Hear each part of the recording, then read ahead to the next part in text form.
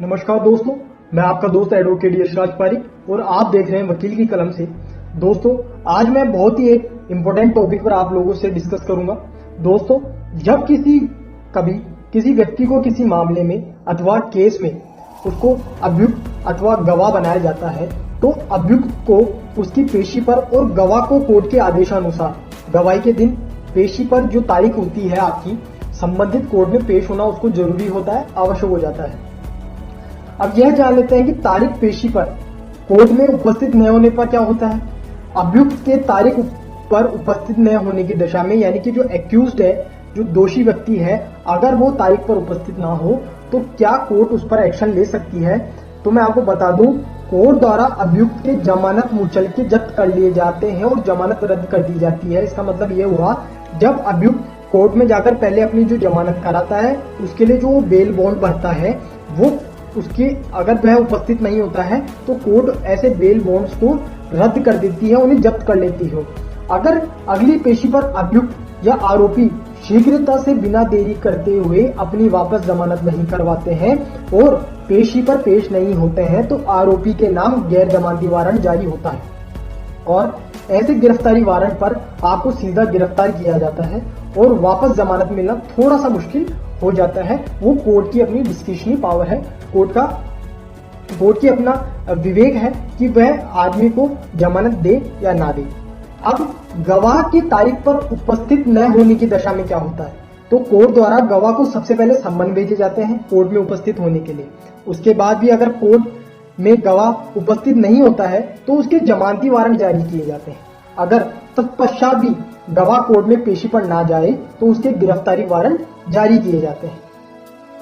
अब अगर आप हर तारीख पेशी पर कोर्ट में जाने में असमर्थ हैं और जमानत भी जब्त नहीं हो, तो इसके लिए क्या करें। मान लीजिए आजकल सभी का बहुत बिजी शेड्यूल है, सबको काम पे भी जाना होता है, नौकरी पे भी जाना होता है, तो इस वजह से हर व्यक्ति कोर्ट में हर तारीख पेशी पर उपस्थित होने में असमर्थ हो जाता है। तो अगर ऐसा आपके साथ भी है तो आप क्या कर सकते हैं। इसके लिए आप अपने अधिवक्ता या वकील के माध्यम से या किसी अन्य व्यक्ति जो कि आपकी कोर्ट जानता हो, थोड़ा बहुत समझता हो, उसके माध्यम से कोर्ट में जहां तक संभव हो सके, कोर्ट के लंच टाइम से पहले जहां तक आपकी कोशिश हो सके, संभव हो सके, जो कोर्ट है उसका जो लंच टाइम होता है उससे पहले हाजिरी माफी की एप्लीकेशन लगवा दें और इसमें अनावश्यक देरी ना करें।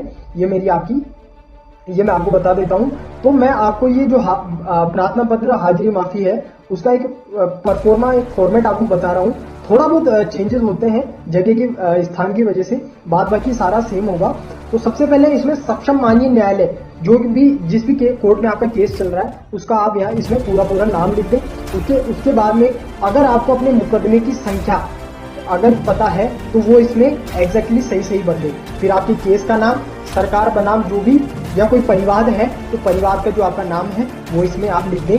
अपराध अंतर्गत धारा, जिस धारा के अंतर्गत आपके अपराध को परिभाषित किया गया है या आपके ऊपर जिस धारा के अंतर्गत अपराध पर आरोप लगाए गए हैं, तो वो आप इसके अंदर यहाँ पर लिख दें।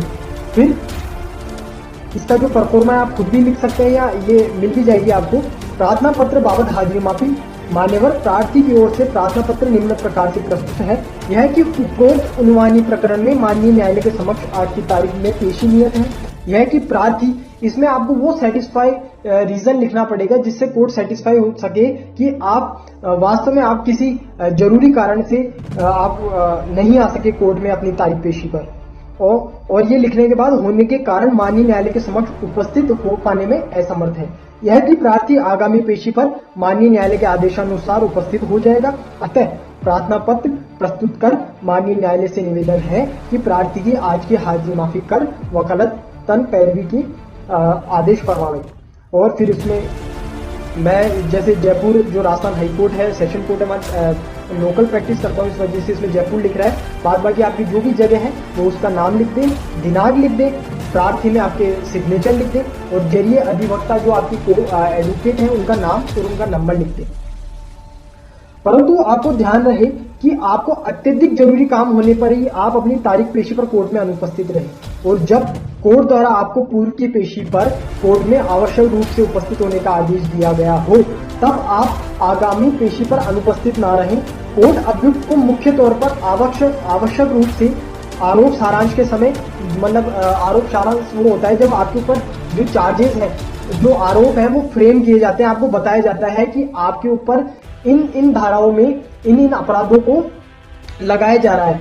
और एविडेंस के समय जब अभियुक्त की शिनाख्त की जाती है, जब अभियुक्त को जो शिकायत करता है वो पहचानता है, तब अभियुक्त की जरूरत होती है। कभी एविडेंस में भी जरूरत पड़ने पर बयान मुलजिम के वक्त जब जो प्रोसिक्यूशन एविडेंस है वो खत्म हो जाती है और डिफेंस एविडेंस से पहले जो मुलजिम है उसके भी बयान कराए जाते हैं, तो उस वक्त बयान मुलजिम के वक्त भी जो अभियुक्त होता है, मुलजिम होता है, उसको कोर्ट में पेश होना बहुत जरूरी होता है। और केस के फैसले के वक्त तो मैंडेटरी है, मुख्य तौर पर अपने समक्ष उपस्थित होने का आदेश कोर्ट दे सकती है अभियुक्त को। तब आपको आवश्यक रूप से उपस्थित होना ही चाहिए, अन्यथा यहाँ कोर्ट की विवेकाधीन शक्ति होगी, वह आपकी हाजिरी माफी का प्रार्थना पत्र जो एप्लीकेशन है वो स्वीकार भी कर सकती है और नहीं भी कर सकती है। दोस्तों, किसी भी प्रकार की लीगल कार्रवाई करने से पहले एक अच्छे वकील से सलाह जरूर लें। मैं आपका दोस्त एडवोकेट यशराज पारिक, वकील की कलम से। दोस्तों, आशा करता हूँ ये जानकारी आपको जरूर पसंद आएगी। आपके अधिकार ही आपके शस्त्र हैं और आपके अधिकार ही आपको सशक्त बनाते हैं। जानिए आपके अधिकारों को मेरे साथ वकील की कलम से। Thanks for watching, keep supporting, keep love. जय हिंद, जय भारत, वंदे मातरम।